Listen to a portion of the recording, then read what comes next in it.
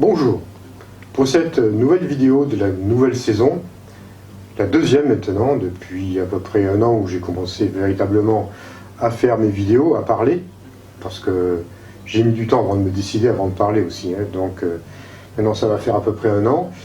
Eh bien écoutez, je vais répondre déjà pour commencer à quelques questions qui m'ont été posées cet été.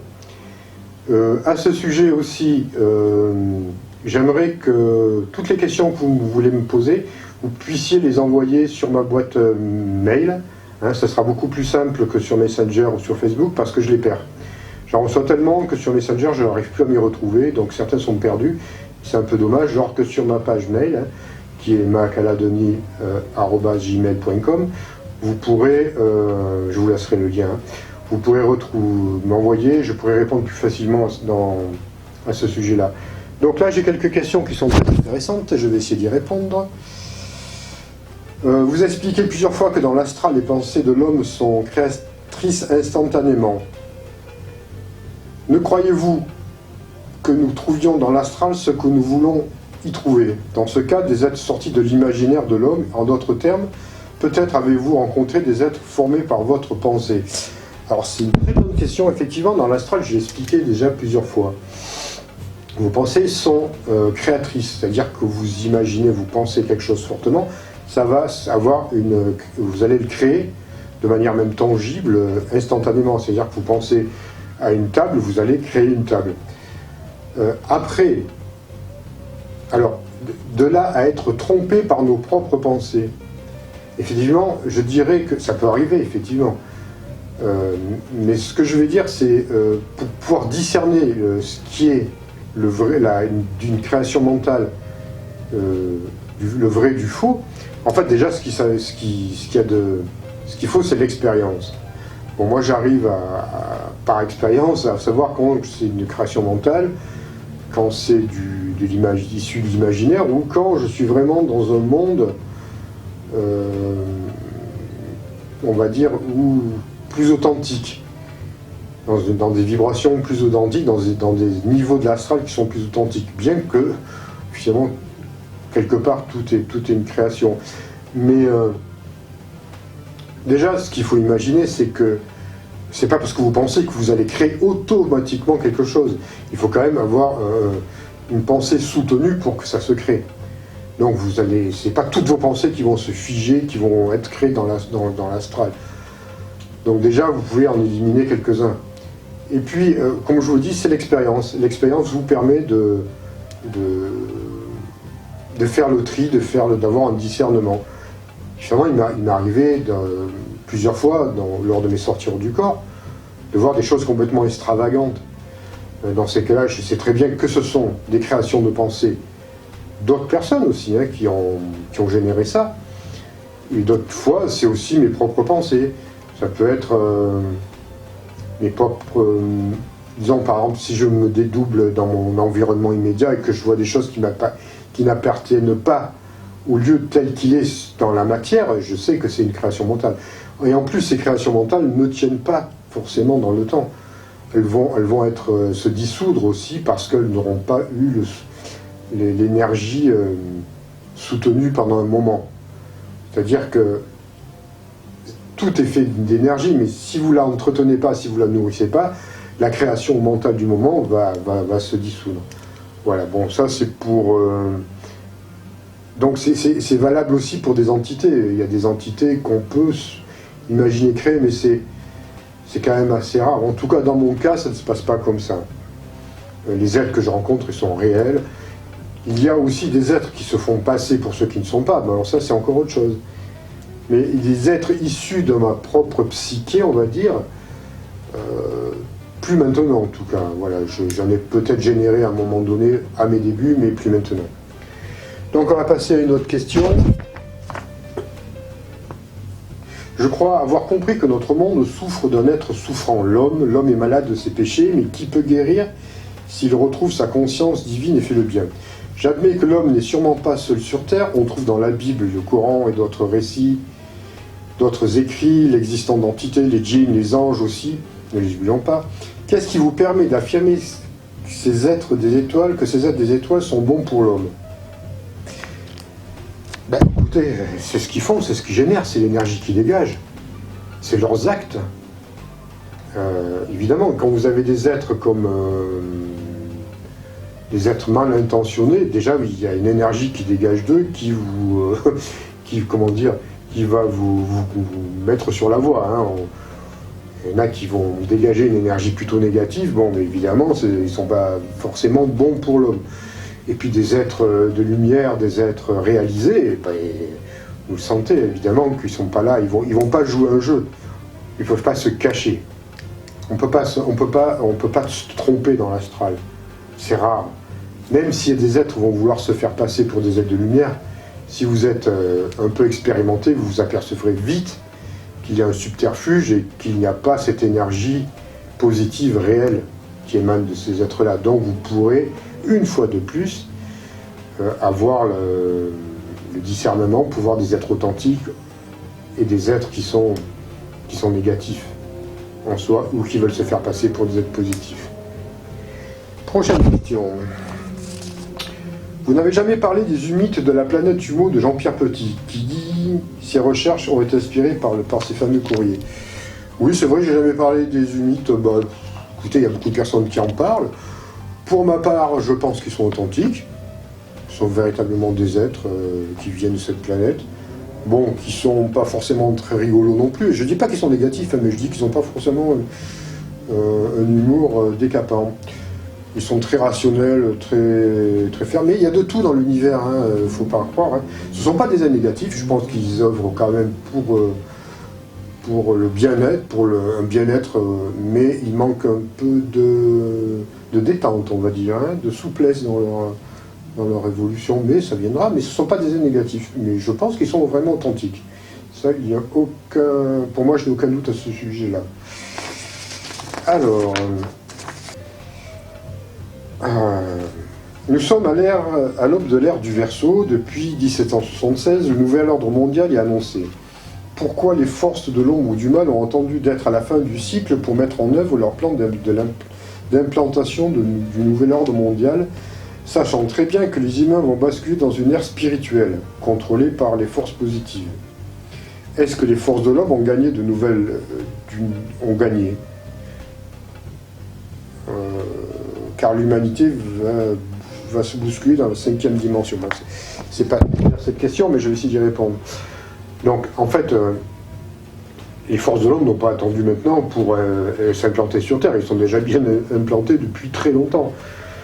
En sachant aussi qu'ils ont en face la contrepartie des forces de lumière. Donc, ils ne sont pas libres de tout.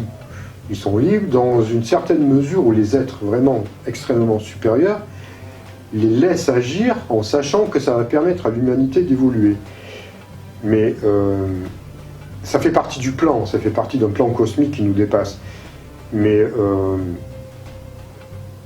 comment dire, entrer dans la 5e dimension, nous sommes sur cette phase d'éthérisation. Les êtres de l'ombre, bon, évidemment, font tout pour que l'humanité ne puisse pas atteindre cette plan de conscience. Mais ils ne peuvent pas.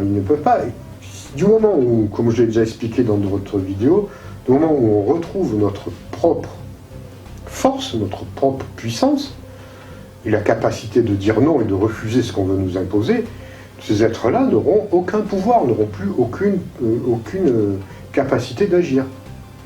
Donc, et les choses sont bien faites. Hein. On a absolument cette capacité-là. Hein, voilà. Sinon, ça serait le chaos dans l'univers. Hein. Et ce n'est pas le chaos dans l'univers. Même si ça a l'apparence d'être le chaos sur notre planète, c'est parce qu'on le veut bien. Hein. Mais on a toutes les capacités pour aller au-delà de tout ça et transmuter tout ça. Voilà. Donc, on va essayer de trouver d'autres questions.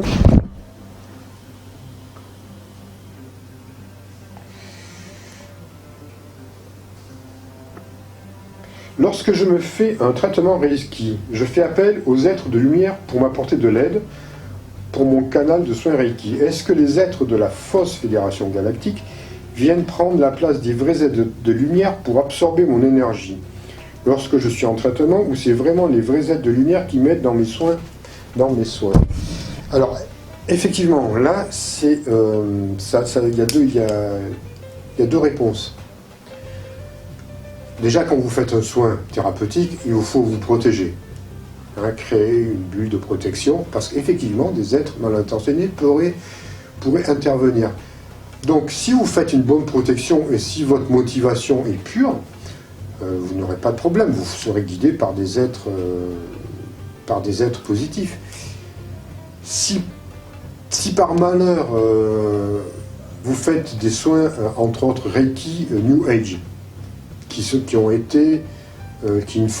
des formes, on va dire, de Reiki dévoyées, qui ne sont pas positifs, on va dire. Effectivement, là, vous allez agir déjà négativement sur la personne, c'est-à-dire qu'on peut retrouver des personnes qui sont vraiment déstructurées parce qu'ils ont eu des soins Reiki qui ont été faits n'importe comment, et des soins Reiki qui ne sont pas les Reiki, Usui Reiki, Shiki Ryo traditionnels. Je vous dirais, moi je vous conseillerais de garder uniquement cette forme de Reiki et pas prétendre à faire des Reiki atlantes, sumériens, lémuriens ou cosmiques ou je ne sais quoi, car ce sont des énergies qui sont effectivement, pour ma part, gangrénées par des forces, on va dire, négatives qui agissent pas pour la lumière. Donc ça, je peux peut-être en choquer quelques-uns qui pratiquent ce genre de Reiki, mais ce n'est plus du Reiki. Et dans ces cas-là, on le voit, il y a comme certaines initiations aussi, certaines méditations, parce qu'on m'a posé la question, qu'est-ce que je pense de telle ou telle méditation pour la planète, entre autres. Alors il y en a des très bonnes, hein. Plus elles sont simples, plus elles sont bonnes. Vous faites la méditation du pissenlit, c'est excellent. Plus vous allez commencer à faire des méditations pour la planète qui commencent par invoquer des archanges ou des anges ou des maîtres ascensionnés de la quatrième ou de la 200e dimension, parce que bien souvent c'est ça. Alors là, je vous dirais prudence, regardez le sens de la méditation, regardez le texte avant, et j'en ai vu des vraiment redoutables, mais qui vous apporteront que des problèmes. Donc là, c'est toujours pareil, c'est du discernement. Tout est, si vous voulez, plus c'est simple, plus c'est authentique, plus ça marche. Voilà, ça vient du cœur, ça vient du chakra du cœur. Ça n'a pas besoin d'avoir, une complexité et des termes, vraiment dire, élitistes pour que ce soit efficace. Au contraire, dans ces cas-là, prudence. Et j'en viens aussi au voyage astral. Pour ma part, moi j'enseigne le voyage astral, j'en ai pas trop parlé de ma méthode, mais ce sont des méthodes très simples. C'est pas très compliqué pour sortir, mais ça demande un travail sur soi. Ça demande vraiment un engagement, un travail sur soi et une motivation, on va dire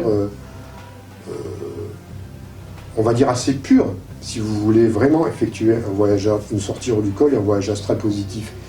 C'est pour ça que je reste prudent, très prudent, quant à l'utilisation de moyens artificiels pour provoquer une sortie astrale. C'est-à-dire que si vous ne faites pas vraiment un travail sur soi, parce que ça va demander du travail de faire une sortie, ça va vous remettre en question, vous allez peut-être même vous rendre compte que ce n'est pas fait pour vous. Et si on vous propose par exemple des moyens artificiels, alors je ne parle pas forcément de drogue ou de trucs comme ça, simplement on va dire quelque part des machines qui vont vous provoquer des sorties hors du corps très facilement. Pour ma part, je resterai quand même prudent quant à la suite. C'est-à-dire que si vous n'avez pas fait un travail sur vous-même et que vous n'avez pas fait toutes les étapes, on va dire, d'apprentissage, de sortie, tout ce qui s'élève, tout ce qui peut arriver, et que vous êtes projeté immédiatement dans l'astral, ou au moins hors de votre corps, par des moyens artificiels, je ne sais pas qu'est-ce qui va se passer par la suite. C'est un peu forcer des portes. C'est la même manière dont on n'ouvre pas des chakras, on va harmoniser des chakras. On ne va pas ouvrir systématiquement par la force des chakras qui ne sont pas prêts à être ouverts. C'est la même chose pour le voyage astral. Vouloir faire un voyage astral, c'est très bien. Vouloir faire un voyage astral à tout prix, avec des moyens artificiels et hyper faciles, moi, personnellement, je resterai prudent si on vous propose ce genre de méthode. Vous faites comme vous voulez, évidemment, hein.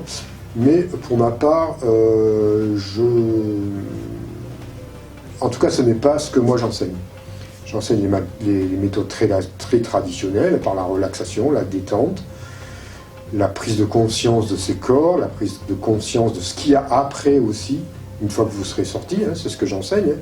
J'enseigne beaucoup ce qui va se passer après, à quoi vous allez être confronté une fois que vous serez sorti. Donc, et aussi votre propre motivation. Je veux dire, réfléchissez bien avant de faire un voyage astral. Je vous l'ai déjà expliqué qu'il faut avoir quand même une santé mentale, une motivation assez pure. Sinon, vous allez risquer d'être projeté déjà dans le bas astral, et puis ça peut être déstructurant. Voilà. Il y a des méthodes qui sont peut-être proposées un peu trop à la va-vite. Donc, faites comme vous voulez, mais en tout cas, personnellement, pour l'instant, en tout cas, je ne cautionne pas des manières artificielles de sortir du corps. Voilà. Je pense que ça peut susciter, déjà ce que je vous ai dit là, d'autres questionnements. Évidemment, voilà. Donc si vous avez aimé cette vidéo, alors n'oubliez pas de vous abonner à ma chaîne YouTube, comme ça vous recevrez les notifications en cliquant sur la petite cloche au niveau des notifications, comme ça vous serez averti à chaque fois que je sors une nouvelle vidéo. Si vous avez aimé cette vidéo, ben, n'oubliez pas, parce que ça m'aide aussi à être un peu plus répertorié, c'est-à-dire un like, hein, vous voyez, un petit like, un petit pouce vers le haut. Et puis je vais vous retrouver donc à partir de maintenant, plus régulièrement évidemment. Je ne sais pas sur quoi je vais encore parler, il se passe quand même pas mal de choses au niveau extraterrestre, on va dire, ou en tout cas en ce qui concerne les aides des étoiles. Donc c'est fort possible que je puisse vous apporter quelques nouveautés bientôt à ce sujet-là. Voilà, j'espère que vous avez aimé et je vous retrouve très bientôt pour une nouvelle vidéo. À bientôt.